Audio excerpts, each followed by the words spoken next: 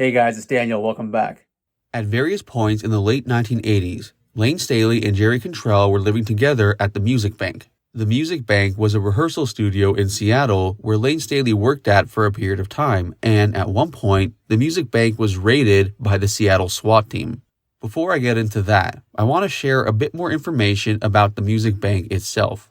The following is a quote from Johnny Bacolis. Johnny Bacolis was a close friend of Layne Staley's, who was also a member of Layne's glam metal band Alice in Chains, which was spelt like this.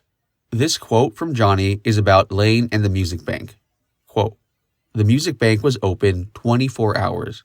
You could go there and knock on the door at 3 in the morning and the guy that was working the keys would come, look through a peephole, let you in if you had a room there, walk you to your room, unlock it with the key, and you were good to go." Layne was one of the key guys, and he usually worked the graveyard shift. Jerry Cantrell was living in our jam room, so in the middle of the night, Jerry would be in the office with Layne watching TV with his guitar and saying, "Hey dude, check out this riff, I got this idea." That's quite a big catalyst to the incredible connection those two had. Cantrell eventually brought in a recent bandmate, bassist Mike Starr, who in turn brought in his friend Sean Kinney on drums. End quote. Now, here's the story of how the Music Bank and Alice in Chains got raided by the Seattle SWAT team. The following is a quote from Jerry Cantrell from Grunge is Dead. "We have been living in the Music Bank for a while.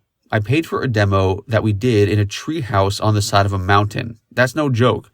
We borrowed the van from the band Coffin Break to drive up on top of this mountain and recorded a demo in a tree house. We killed their van in the process and lost all our gear halfway down the mountain because the back doors came open. But we recorded the demo, and then we were going to record another demo for the record companies. And that night, while we're sitting there, we have all our gear ready to go, the Seattle SWAT team comes down and takes over the whole place. It turns out we've been living next door to a forest of pot. I can't remember how many times we've been like, man, we need some weed. And it's right through the wall. They seized the whole building, including our gear. We woke up to guns in our face. Of course, they think that we're all involved.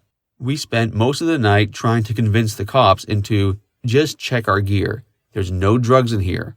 We're going to get signed, dude. We've been working forever to get this to happen. And now you guys are going to lock our stuff down the night before we got to make a demo?" So while that's going on, we were bored, and Sean and Mike went around to a couple of local Zippy Marts and ripped off some beer. We figured all the cops were bust, and we needed something to do in the meantime. So they brought it back, and we washed the whole thing down. The night went on, and the cops realized we were just a bunch of kids. We weren't connected. When we ran out of beers, we actually talked to the officer in charge into giving us $20 or $40 to get more beer. So anyways, we stayed there, got toasted, and as the night went on, we were the only band they let take gear out of there. We'd spent enough time with these guys. They checked our stuff to make sure there wasn't anything in it. We took it out and stacked all of our stuff in front of the front door. We had to sleep on the gear outside so nobody would steal it. Then, in the morning, Ken Deans came in a van to pick us up. We went down, made the demo, and the rest is history.